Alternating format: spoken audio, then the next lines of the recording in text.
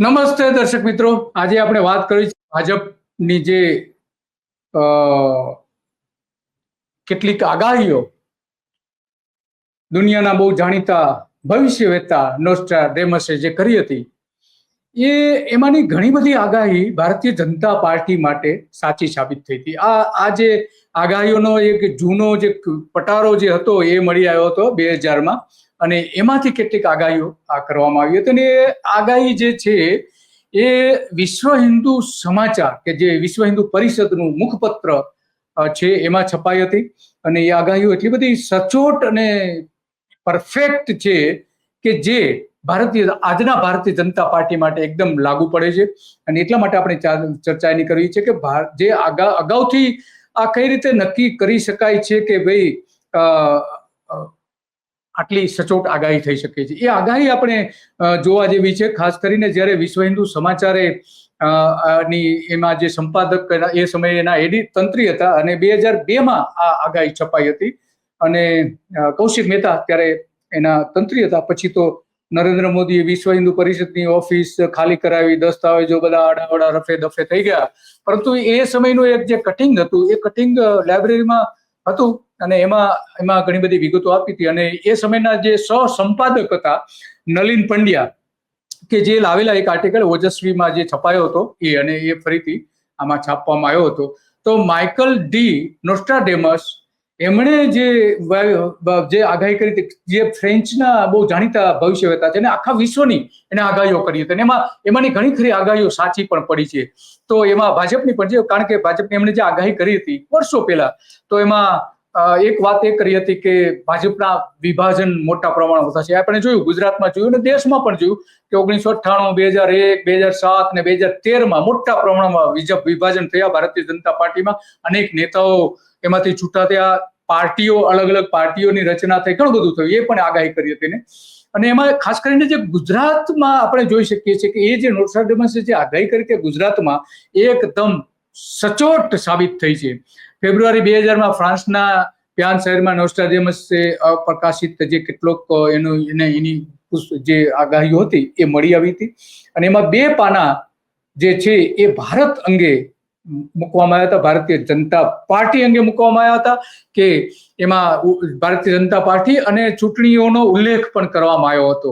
તો એ લેટિન ભાષામાં હતું, પરંતુ એનો અનુવાદ કરીને ઘણા બધા લોકોએ ત્યારે છાપ્યું હતું. 21મી સદીમાં ભારતીય જનતા પાર્ટી બહાર આવશે અને કોંગ્રેસ ધીરે ધીરે પતનના ખાડામાં ધકેલાઈ જશે. ઓલમોસ્ટ એવું થઈ ગયું. ગુજરાતમાં તો ઓલમોસ્ટ એવું થઈ ગયું છે. 12 ધારાસભ્યો છે અત્યારે 182માંથી.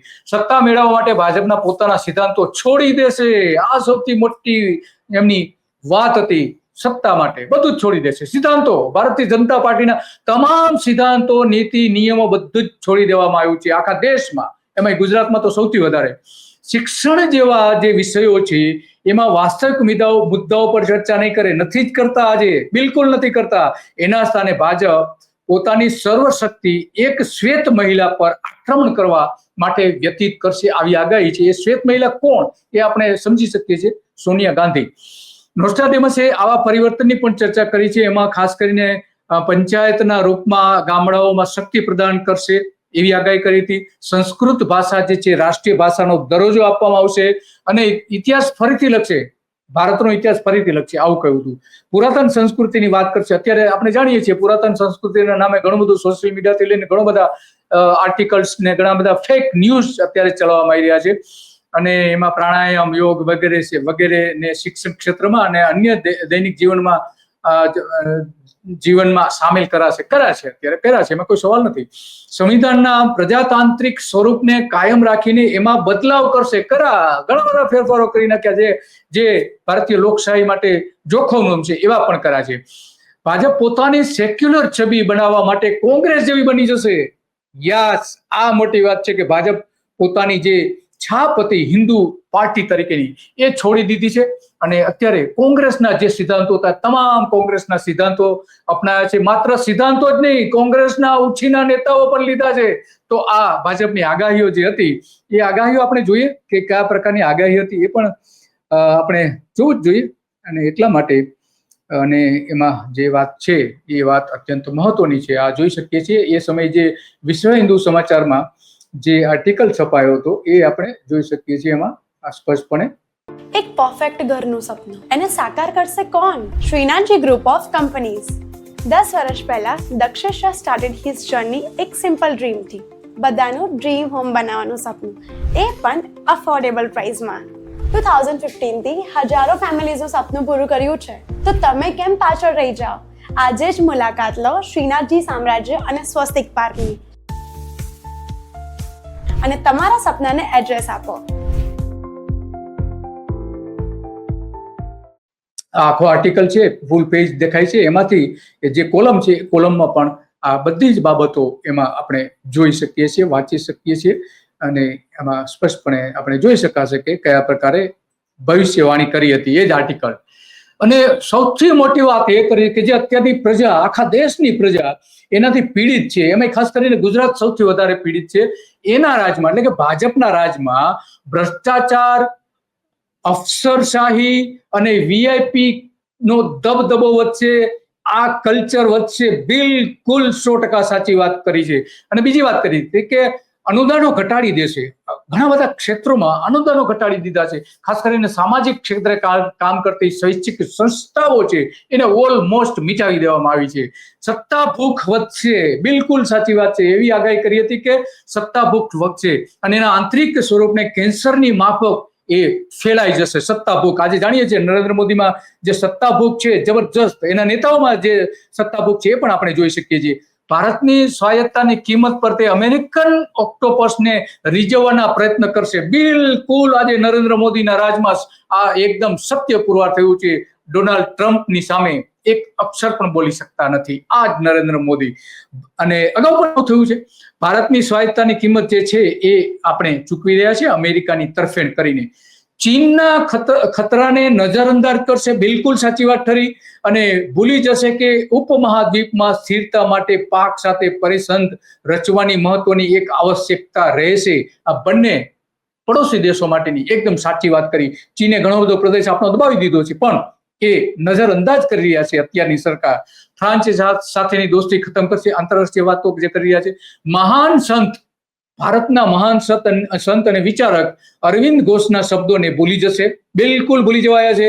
કેટલાક સમય પછી ભારતીય જનતા પાર્ટી વેચાઈ જશે.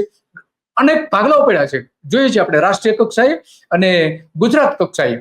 એમાં ઘણા બધા ભાગલા પડ્યા. નોસ્ટ્રાડેમસની તસવીર આપણે જોઈ રહ્યા છીએ જે એમાં વિશ્વ હિન્દુ સમાચારમાં છપાઈ હતી.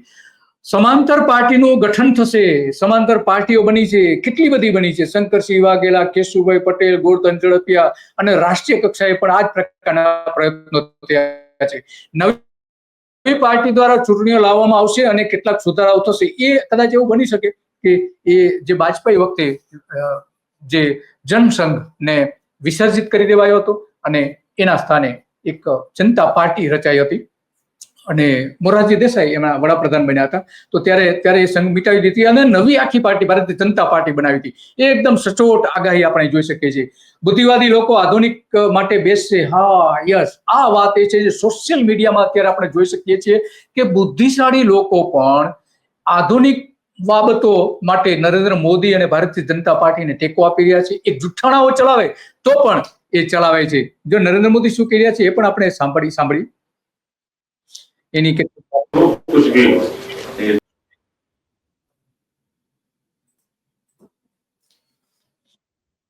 बहुत साल पहले भारत के राष्ट्रपति श्रीमान अब्दुल कलाम जी का एक उनके संबंध में एक आर्टिकल पढ़ा था. तब तो राष्ट्रपति नहीं हुए थे. उस आर्टिकल में उन्होंने उनके एक्सपीरियंस किसी राइटर के साथ शेयर किए होंगे. उस राइटर ने लिखा था कि अब्दुल कलाम जो स्टूडेंट थे और पहली बार किसी इंटरव्यू को देने के लिए रामेश्वर से निकले थे और आर्थिक स्थिति अच्छी नहीं थी, वो लोकल ट्रेन से चले थे और दिल्ली जाना था. अनेक दिन के प्रवास यात्रा के बाद उनका दिल्ली पहुंचना हुआ. रास्ते में लोगों के पहरवेश बदलते थे, भाषाएं बदलती थी, खान पान बदलता था, अखबार अलग अलग भाषा के आते रहते थे. यानी एक प्रकार का नया एक्सपीरियंस था उनका अपने जीवन में. और सो नहीं पाते थे, रात रात वो खिड़की के बाद. હવે બીજી ઘણી બધી વાતો કરે છે આગળ અને એ ઘણી બધી વાતો પણ નરેન્દ્ર મોદી કરી રહ્યા છે. આખી વાત સાંભળવી નથી, એની જરૂરી પણ નથી. તો આ જે મૂળ વાત છે એ અત્યંત ગંભીર એટલા માટે છે કે આ આપણે જોઈ શકીએ છીએ કે જે વાત નોસ્ટ્રાડેમસે કરી હતી એ એકદમ 100% સાચી ઠરી રહી છે. સંસ્કૃત સર્વસામાન્ય થઈ જશે એવી આગાહી કરી. જો કે હજુ સુધી થયું નથી, પણ એના માટેના પ્રયત્નો તો છે જ. સંસ્કૃતને ફરજિયાત કરવાથી લઈને સંસ્કૃત યુનિવર્સિટીઓ બનાવવાથી લઈને ઘણું બધું કર્યું છે ભારતીય જનતા પાર્ટીની સરકારોએ, આ અત્યારની સરકાર અને એની પહેલાની સરકારોએ પણ. અને સાંસ્કૃતિક વાદ પણ ઉભો કર્યો છે, સનાતનવાદ ઉભો કર્યો છે. તો એ અહીંયા પણ એ સાબિત થાય છે. ભારત સાર્ક દેશો સાથેના સંઘને ગઠિત કરશે, એ અત્યારે કોઈક પ્રમાણમાં કોઈક રીતે અલગ અલગ રીતે એ આપણે જોઈ શકીએ છીએ કે ગઠિત કરી શક્યા છે. તો આ વાત હતી આપણે ભારતીય જનતા પાર્ટી કઈ રીતે કેવી હશે, નવી પાર્ટી બનશે, આ તે બધી નોસ્ટ્રાડમસે જે વાત કરી હતી એ અત્યારે મોટા ભાગે સાચી સાબિત થઈ રહી છે. અને એ સાબિત થઈ છે એટલા માટે આપણે એની આજે વાત કરીએ છીએ. વાત કરવાના ઘણા બધા કારણો પણ છે, અને કાલચક્રમાં એટલા માટે આ બધી બાબતો રજૂ કરી કે એક જે વિશ્વ હિન્દુ સમાચાર કે જે RSS ની એક શાખ ગણવામાં આવે છે, પાંખ ગણવામાં આવે છે, અને ભારતીય જનતા પાર્ટીને જે ઉદય માટે મહત્વનો ફાળો આપેલો હતો એમાં આ આર્ટિકલ છપાયો હતો, અને એ આર્ટિકલ આપણે જોયો. બસ આજે આટલું જ, અને આવી જ બાબતો ઉપર આપણે ચર્ચા કરતા રહીશું.